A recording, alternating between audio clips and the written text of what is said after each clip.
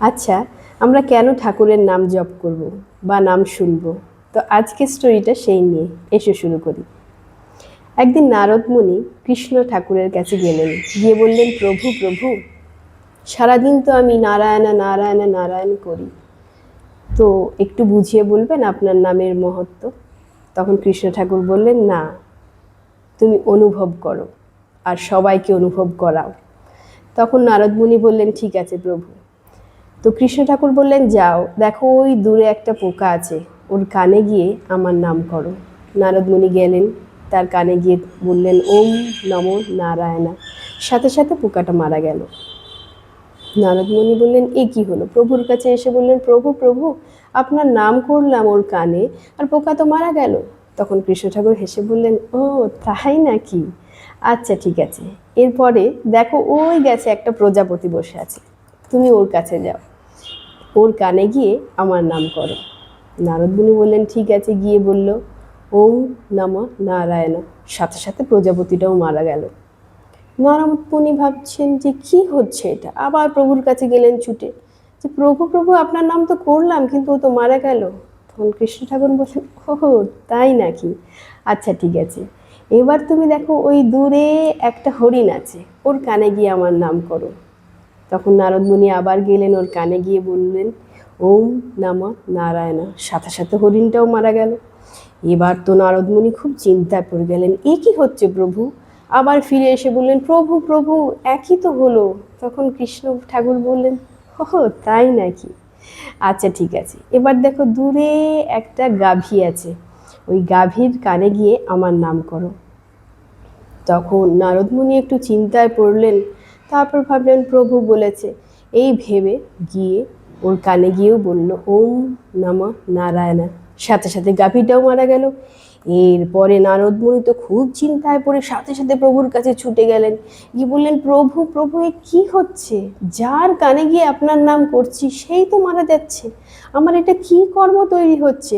আমার কারণে সবাই মৃত্যুবরণ করে নিচ্ছে। এই প্রভু, আমি ভাবতে পারছি না এটা কী হচ্ছে, আপনি বোঝান। তখন কৃষ্ণ ঠাকুর বললেন, তাই নাকি? আচ্ছা তুমি এক কাজ করো, কাশী চলে যাও, কাশীর রাজা রাজপুত্র সন্তান হয়ে গেছে, তার কানে গিয়ে আমার নাম করো। এরপরে তো খুব ভয় পেয়ে গেলেন মুনি, বললেন, প্রভু, এই কাশীর রাজার কাছে গিয়ে তার সন্তানের কানে যদি আপনার নাম করি আর তার কিছু হয়ে যায়, রাজা তো আমাকে ছেড়ে দেবে না। তো প্রভু আপনি একটু ভেবে দেখুন। কৃষ্ণ ঠাকুর বললেন, না, আমি বলেছি যাও। তখন তো খুব দুবিধাতে পড়লেন মুনি। নারদ বললেন যে কি করি, উভয় সংকট, আমি কৃষ্ণ ঠাকুরের কথাও ফেলতে পারবো না, আবার রাজার কাছে গিয়ে যদি এই কাণ্ডটা ঘটে আমাকে তো কেউ ছেড়ে দেবে না, কি করি আমি? তারপর লাস্টে ভাবলাম আমার তো কিছু করার নেই, কৃষ্ণ ঠাকুরের কথা তো রাখতেই হবে, যাই। এবার রাজার কাছে গেলেন, রাজাকে বললেন যে তার পুত্র সন্তানের কাছে দেখা করবেন। রাজা নিয়ে গেলেন সদ্যজাত পুত্র সন্তান, দিয়ে নারদ মুনি তার কানে গিয়ে বললেন, ওম নমঃ নারায়ণ। কিন্তু এক অবাক কাণ্ড ঘটল, সবাই তাকিয়ে দেখছে, কি হলো? সদ্যজাত পুত্র সন্তান সোজা বসে গেল, বসে গিয়ে কথাও বলতে শুরু করলো, করে নারদ মুনিকে বললেন, আপনাকে শতকোটি প্রণাম, আপনার জন্য আজ আমি এই জীবন পেয়েছি। তো নারদ মুনি কিছু বুঝলেন না, বললেন, এ কি বলছো? তখন বললে, সেই পুত্র সন্তান বলল, তাহলে শুনুন, আপনি যে আগে পোকার কাছে, তারপর প্রজাপতির কাছে, তারপরে হরিণের কাছে, তারপরে গাভীর কাছে গিয়ে তার কানে কৃষ্ণ নাম করেছিলেন, সেটা আমিই ছিলাম।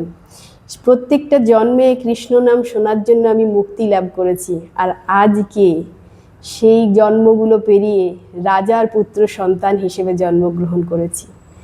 তখন নারদ মুনির সব বুঝতে পেরে গেল যে কি ঘটনা, ছুটে ছুটে বৈকুণ্ঠ ধামে পৌঁছালেন, গিয়ে প্রভুর পায়ে পড়ে গিয়ে বললেন, প্রভু প্রভু, আমি এবার বুঝতে পেরেছি আপনার নামের কি মহিমা। তার মানে আমাদের কি করা উচিত? আমাদের করা উচিত তার নাম জপ করা বা শোনা, ভক্তির সাথে আর ভালোবাসার সাথে। তাহলে আমরা এই পার্থিব জগতের প্রত্যেকটা জিনিস, মায়া, জন্ম, মৃত্যু, জরা, ব্যাধি, বার্ধক্য, সব থেকে খুব সহজেই মুক্তি লাভ করব। তাই আসুন আমরা সবাই মিলে সময় করে ঠাকুরের নাম জপ করি অথবা ঠাকুরের নাম শুনি।